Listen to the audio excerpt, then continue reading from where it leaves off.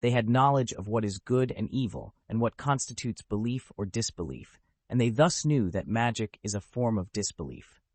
When the person who came to learn magic still insisted on learning it, they commanded him to go to such and such place, where if he went, Satan would meet him and teach him magic. When this man would learn magic, the light would depart him, and he would see it shining in the sky. He would then proclaim, "O my sorrow! Woe unto me! What should I do?" Al-Hasan al-Basri said that this ayah means, the angels were sent with magic so that the people whom Allah willed would be tried and tested. Allah made them promise that they would not teach anyone until first proclaiming, "We are a test for you, do not fall into disbelief." It was recorded by Ibn Abi Hatim. Also Qatada said, Allah took their covenant to not teach anyone magic until they said, "We are a test. Therefore, do not fall in disbelief." Also, As-Sudi said, when a man would come to the two angels, they would advise him, "Do not fall into disbelief. We are a test." When the man would ignore their advice, they would say, "Go to that pile of ashes and urinate on it."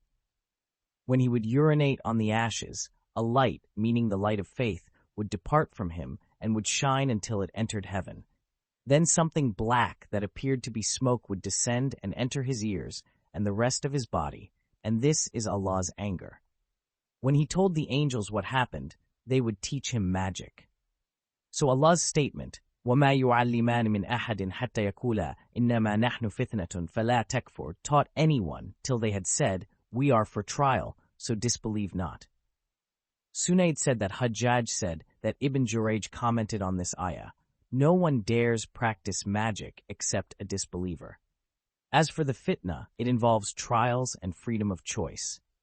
The scholars who stated that learning magic is disbelief relied on this ayah for evidence. They also mentioned the hadith that Abu Bakr al-Bazar recorded from Abdullah, which states, "Man ata kahinan aw sahira, فصدقه بما يقول فقد كفر بما أنزل على محمد صلى الله عليه وسلم." This hadith has an authentic chain of narration, and there are other hadiths which support it. Causing a separation between the spouses is one of the effects of magic. Allah said, فَيَتَعَلَّمُونَ مِنْهُمَا مَا يُفَرِّقُونَ بِهِ بَيْنَ الْمَرْءِ وَزَوْجِهِ. People learn that by which they cause separation between man and his wife. This means, the people learned magic from Harut and Marut and indulged in evil acts that included separating spouses, even though spouses are close to and intimately associate with each other. This is the devil's work.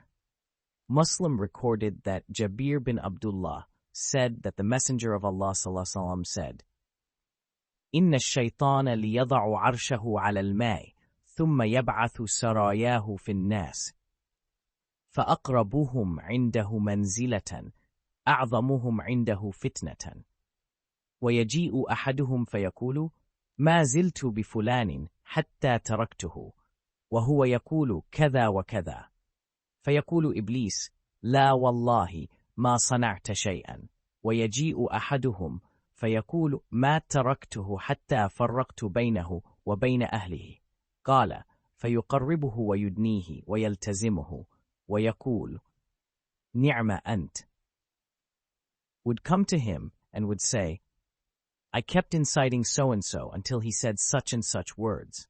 Iblis says, "No, by Allah, you have not done much." Another devil would come to him and would say, "I kept inciting so-and-so until I separated between him and his wife." Satan would draw him closer and embrace him, saying, "Yes, you did well." Separation between a man and his wife occurs here because each spouse imagines that the other spouse is ugly or ill-mannered, etc. Allah's appointed term supersedes everything Allah said, وَمَا هُمْ بِضَارِّينَ بِهِ مِنْ أَحَدٍ إِلَّا بِإِذْنِ اللَّهِ. Sufyan al-Thawri commented, except by Allah's appointed term. Further, Al-Hasan al-Basri said that, وَمَا هُمْ بِضَارِّينَ بِهِ مِنْ أَحَدٍ إِلَّا بِإِذْنِ اللَّهِ means, Allah allows magicians to adversely affect whomever He wills and saves whomever He wills from them.